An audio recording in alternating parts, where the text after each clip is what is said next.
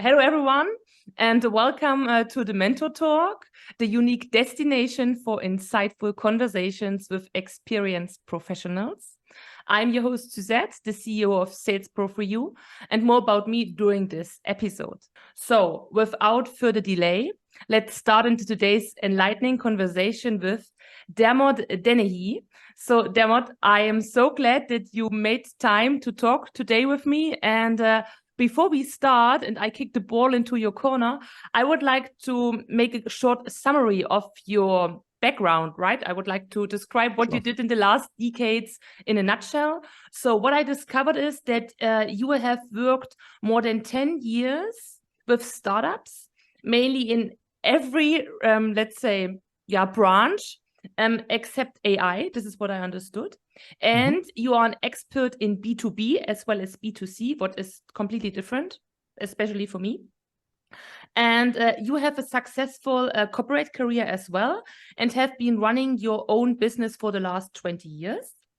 And on an international scale, which is very important and also helpful for our listeners and viewers. And you are working in various industries, such as technology, e-commerce, consultancy, luxury, but also now hybrid and remote working, which sounds very interesting for me. Yes, this is you in a nutshell. So Dermot, so I'm glad that you're here. And let's start. And please, maybe you can just explain your background a bit more in detail. Sure. Okay. Yeah, I've been really blessed to have such a very varied background over the last few years. But I think that one point I'd like to make before I even start talking about my background, and I won't go into all the details of it, but one point is I think that the personality type that you are shapes your career. And I think that once you get to about 18 or whatever, when you leave school, you leave secondary school, high school, or whatever it is, and then you decide where you want to go, then it begins to shape you. And that definitely happened to me when I was that age. So when I was that age, I was working in a retail environment. And I was the youngest store manager in a company called Primark, which is a value end business. And I was the youngest store manager in the company. So I was delighted with that. And then at 22 years old, I left the country. I left Ireland, right? And I just left and I went to the UK and I got a job there in retail again. My girlfriend at the time was coming with me. So I emigrated. I remember I just telling my parents, I'm just leaving. And that was it. I didn't even ask them. I just went. And it was very young. I was very naive, and I was so naive that when I got there, I did what I think was a good job. My girlfriend was meant to come over at Christmas, but she decided not to come, which was devastating, as you can imagine. So in the end, that took my eye off the ball, and within 3 months, I got fired. So I'd lost my job. I'd lost my career. I'd lost everything. Lost my £1,000 that I had saved up to come over, and I'd lost my girlfriend, and I'd lost my job. And I think one of the things you'll hear me talk about a lot about is reinventing yourself and resilience. And that, by God, I had to be resilient those days, and I still remember them to this day. So got myself back into retail. Within a few years, I was an area manager, then a regional manager, still in the value end, doing really well in my career. And then one day I did an interview for a job, and somebody offered me a job or offered me to interview for a job in the luxury industry. And I'd never even heard of the luxury industry. So I went from value end, Primark, into Alpha Dunhill, which is part of the Richemont Group. And I went there as retail director, but the skills were transferable. They were absolutely astounded when I came in, because I was talking things about bottom line, which they'd never even heard of. Luxury is all about spending money. And I was trying to make money for the organization, which we did, and I loved it. And I went on to another business just after that. But what I found was that when I went into these businesses, once I'd sorted them out, because I always went in to fix things, when I sorted them out, I became bored. So I then went on to something else. So that's another trait within my personality. And then one day I left corporate land like that, just exactly the same thing. One day I said, that's it, went to corporate land, and I went and I worked set up my own businesses. And as you say, I've been doing everything from consultancy to e-commerce to tech. I raised money, and I'll come back to that in a second. And some of them worked, some of them failed. And now I'm here at Managed Remote Teams. But yes, definitely, without a doubt, I think the ability to reinvent yourself and resilience are two of the traits that I've got. And also to be able to take risks. Now, sometimes when you're younger, you take really silly risks, which I did, and I paid the consequences for those.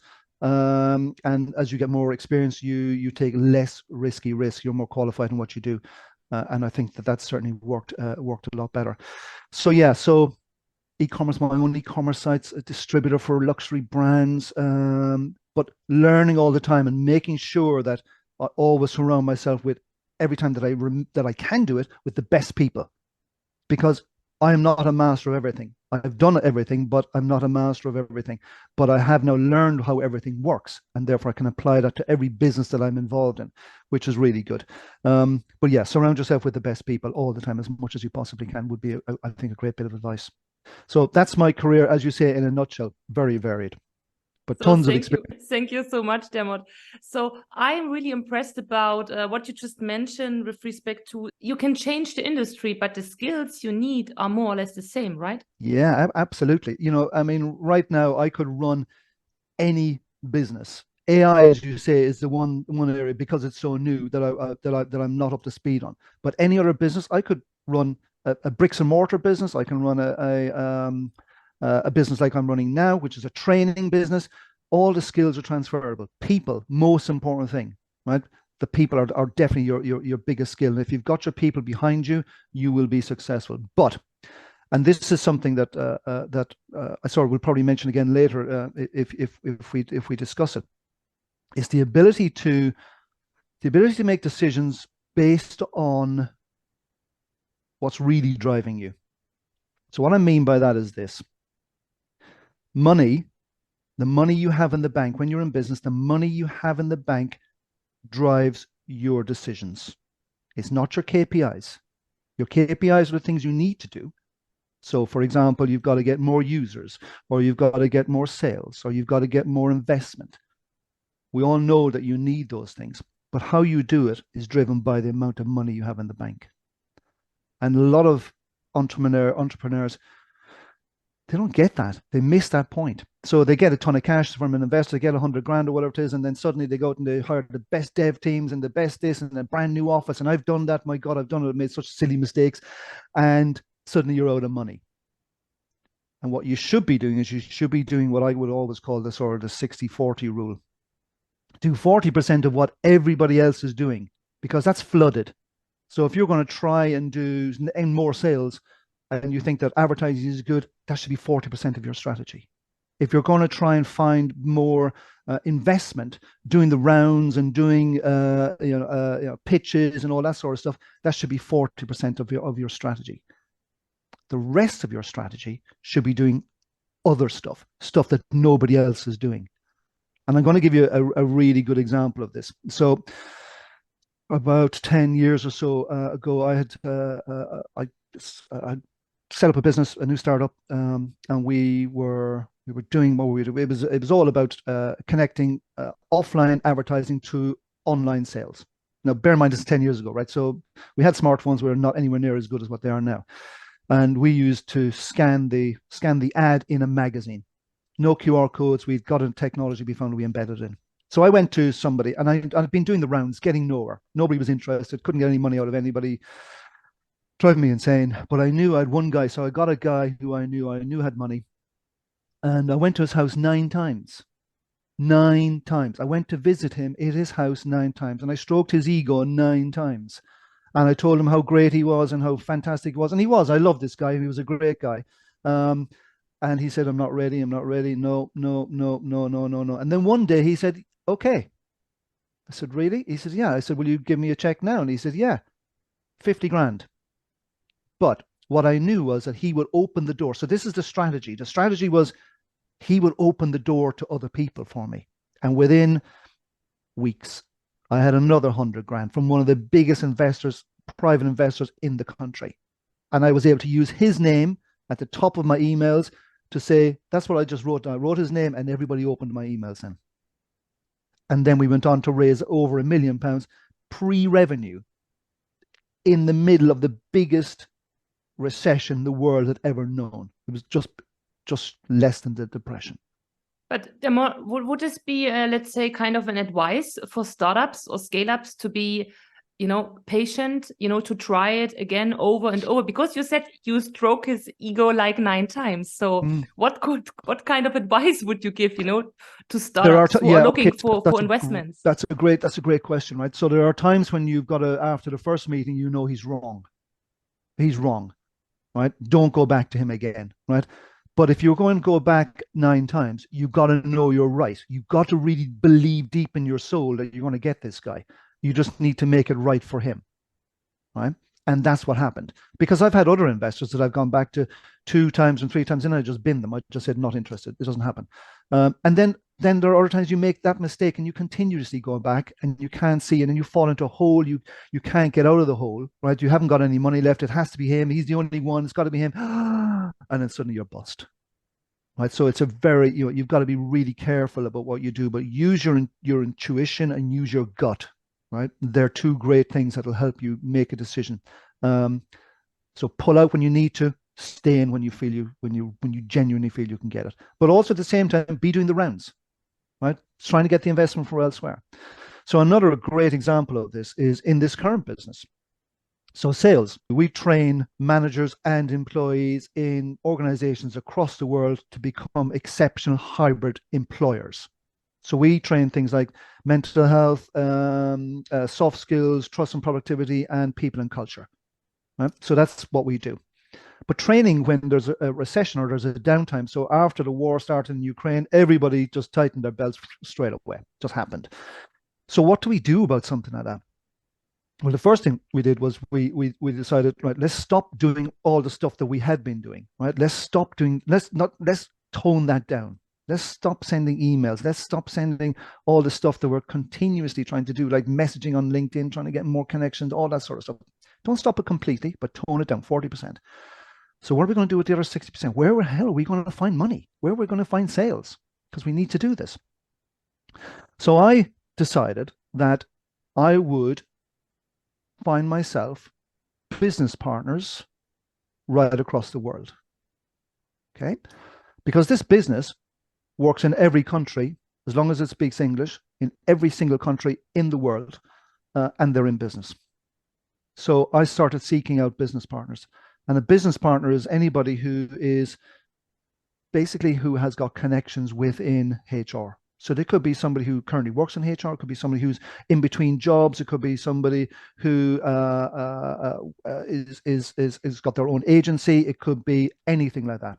So my premise to find a business partner is to say, you bring the people to the door, you bring them to a webinar, I'll convert them from the webinar, and I'll give you 50% of everything that we take. That's a massive number to give away, right? Yeah, but you build trust with this number because 50% is right. Exactly. I mean, if you fail, you will receive nothing, right? Exactly.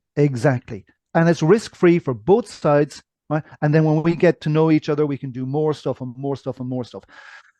And I've probably interviewed, in the last few weeks, probably 50 people, and I'm currently at about 7 that are now embedded into the business. And we're now at the stage whereby we're just waiting for this to start coming through. So I think this is a great. So the point again is you've got to look outside the box, right? Don't keep doing what everybody else is doing, because everybody is on LinkedIn, everybody's doing all those sort of things. That market is flooded. Find another way to get sales. I totally agree. And I really like your approach about the 60 and 40% rule, right? Or this advice. So in general, this means 30% is just do what everyone else is doing, and 60% is invent something new, right? This was your advice. That's it. That's the advice. If you're B2B, B2C, everything is different. But there are going to be ways that nobody else has thought about. That's what you've got to work out. And you sit down and you get into the mind of other people. You throw everything out. You put your feet on the desk. You close your door. You turn your laptop off and you talk to yourself. That's what I've done. Yeah, very inspirational. So I completely feel you. Yes. So, and my question about, you just said you have to put your laptop down, press the reset button. Maybe something like this is a good phrase to describe what you have to do. So how are you doing this? I mean, Dermot, how do you balance work life? I have in my past been I've been less strict about balancing it. So I remember, and I'm very wary about it now because, as I say, I'm now getting people in different time zones all over the world. But I remember in my past, I had business in China and I had business on the East Coast, or sorry, the West Coast of America. So I'm almost on 24 hours a day. And this was the time when the BlackBerry was invented, right? So this is like 10 years ago or whatever it is. So I had my BlackBerry, my phone, everything was going off all the time. I was, even in the middle of the night, I was answering emails, waking up to answer emails. I had an investor who used to email me at 3 o'clock in the morning, and I would hear it, and then I'd get up and I'd email him back. I was only afterwards that I found out that he was always drunk, which meant that's why he was asking me those questions. But anyway, so yeah, I just think that there's a work-life balance to be struck, and I didn't do it in the past. So now I try to be a lot more strict. So generally, I will start in the morning. I'll get up in the morning. I'll go for a walk around the block with my wife. Then I just say that's just to get me going. Then I have my breakfast, and then I start at 9 o'clock. Right? And then I finish at 7 o'clock. Right? And this is something that nobody else does. All right. Ever since I've been since about 18, and when I can do it, and most of the time I've been able to do it, I get tired, right, after my lunch. Right? A lot of people do, graveyard shift, that sort of thing.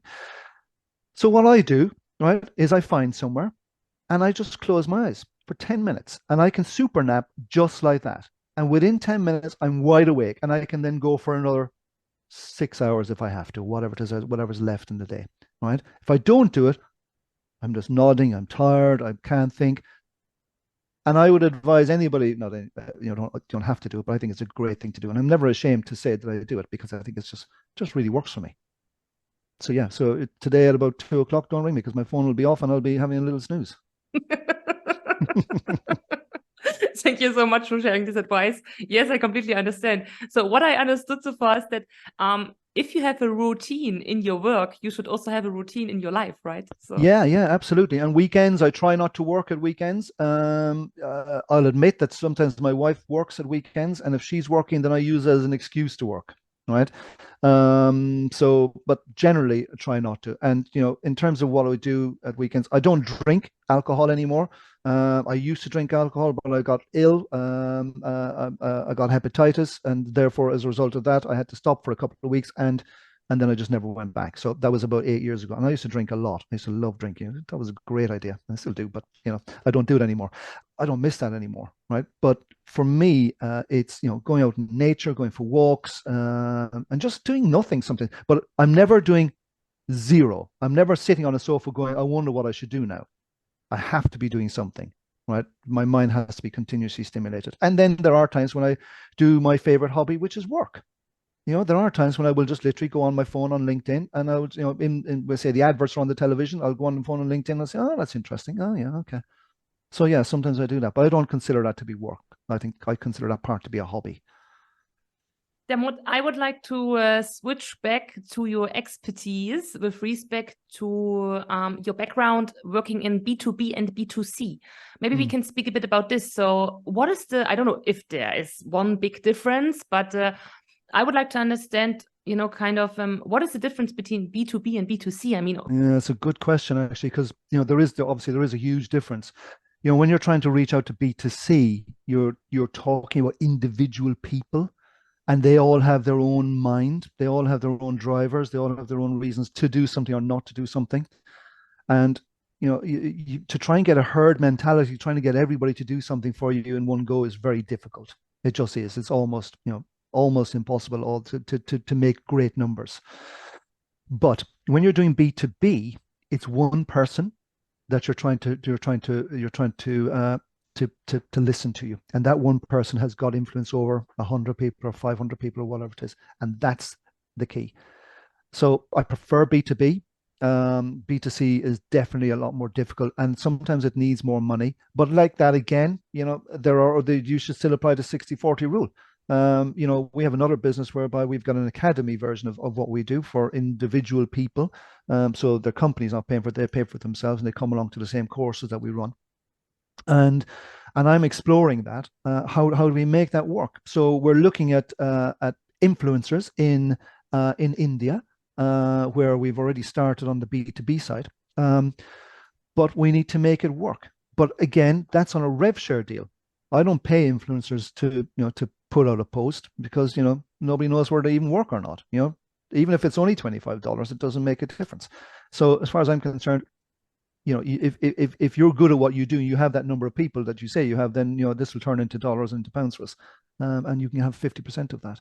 So yeah, B2C is more difficult, but there are ways around it. And again, don't just go with the normal ways. Don't just go with the influencers. Find unusual ways. Interesting. Okay, so I mean, I also prefer B2B. It's much more easy than as you just said, right? But maybe you can have also kind of advice with respect to B2C, sales and marketing. Yeah, I think, as I say, look, you've got to, it once again will depend on the product, and you've got to get into the mindset of the user. And everybody says create a persona. Persona is a completely different thing. I'm not talking about what age they are. I'm not talking about where they live. I'm not talking about whether they're boys, girls, or trans. It doesn't make any difference. That's technical. I'm talking about getting into the mind of the person who's sitting at their desk when they see something come through from you, whether it's an ad or it's a bit of PR or something on TikTok or on Instagram or whatever it is. And what are they going to think? What are they doing right now? They're at work. Are they going to be able to look at it? Yes, no. If they do look at it, what can they do with it? Can they save it? Do they have to sign up now? Will they sign up now? No. Okay, so was that worth it? Well, yeah, because it's in their mind. Well, no, because they didn't make a sale. You didn't make a sale. You didn't convert them into whatever you. So you've got to really, really get into the mind of that person and stop trying to be so broad. Once you get into the mind of one person, you find that, let's just say you're targeting young people. All young people will still have their phone on at work. Most companies will now allow them to pick up an Instagram message, but they don't want them signing up to do something. But if the sign up is one click, bang, you got it. So they're all the sort of things that I would look at. I never, as I said, the 40% is for the persona. The 60% is what really interests me. That's what I'm really good at. I'm good at finding out the other ways of doing things, the alternative ways, and looking outside the box, and that lateral thinking, which everybody's got to have, but not everybody's good at. So that's another important point. Surround yourself with people who are good lateral thinkers. They will come up with the crazy ideas which will work. You should always partner with business partners who are smarter than you, right? Yeah. And it's no reflection on you. I've had to do it. I've reinvented myself into new industries all the time, right? So from value into luxury, into my own business, into e-commerce. I didn't know how to set up an e-commerce site, but I did it and it worked, So, but I can only do it if I had guys and girls around me who were good at what they did. So yeah, definitely surround yourself, and don't be afraid. And it's not an embarrassment. You can't be good at everything. You mustn't be good at everything. Get other people to help you, and you don't need to hire those people. You don't need to buy somebody at $100,000 a year. Somebody can give you some really good advice. Some will save you a ton of money and a ton of cash, really quickly. Yes, and this is exactly why we are doing a Sales Pro for you, right? I mean, that's why we are offering mentoring support. Yeah, because it's not a shame to not know everything. I mean, it's just normal. You cannot be perfect, as you just said, in every kind of branch or industry or market, right? So it's just impossible. Yeah. Or event, something happens. I remember having a shareholder who was very aggressive, and he wanted to try and take over the business, right? So how do you get around that? What do you do? There'll be technical things you can put it into your shareholders agreement. You can do all. Find out who he is, find out what he's trying to get up to, find out, and then create a plan to make it work for you. So once again, think laterally. So there's always ways around these things. Thank you so much, Dermot. I would like to finish our episode of today. I'm very glad about the talk we had just, and also about sharing also your personal anecdotes with me. So yeah, So I'm thankful for your time, and just some closing words from my side. Remember, success is a journey, and having the guidance and the wisdom of an experienced professional makes all the difference. And if you have any feedback, or if you want to get support by today's expert Dermot Dennehy, or if you would like to become part of this mentoring community of Sales Pro for You, please reach out to my email address. It's mentor@salesproforyou.com. I wish you a wonderful day. Thank you very much, Dermot. Have a wonderful day in London. And yeah, we talk to each other soon. Thank you. Thank you very Bye-bye. much, Suzette. Thank you. Bye-bye.